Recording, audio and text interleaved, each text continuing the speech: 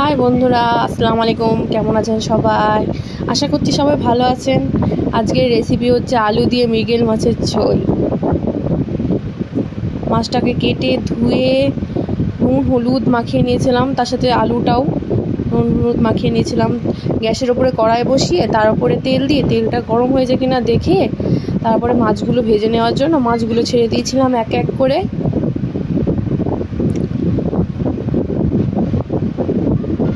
ছেড়ে নেওয়ার পর মাছগুলো উল্টে নিয়ে ভালো করে ভেজে নেওয়া হয়ে গেছে।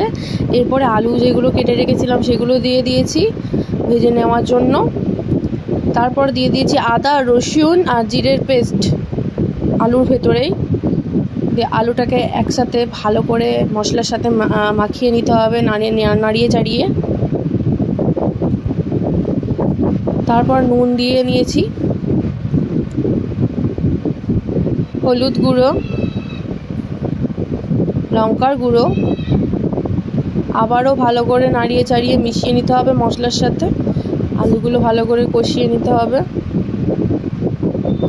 এরপর কিছুটা জল অ্যাড করছি, যেটাই মশলা পেস্ট করা ছিল সেই মিক্সার গ্রাইন্ডারের সেই বাটির মধ্যে জল নিয়ে নিয়েছিলাম। তারপরে জল দিয়ে জলটাকে ভালো করে ফুটিয়ে নিতে হবে। চেক করে দেখে নিয়েছিলাম নুনটা একটু কম হয়েছে বলে আবার নুন দিয়ে নিয়েছিলাম। তারপরে মাছগুলো জলটা ফুটে গেলে মাছগুলো এক এক করে ছেড়ে দিতে হবে। নেড়ে চেড়ে আবার ফুটে আসলে হয়ে যাবে আমাদের রান্না। আর সবার ভালো লাগলে প্লিজ সাবস্ক্রাইব করবেন।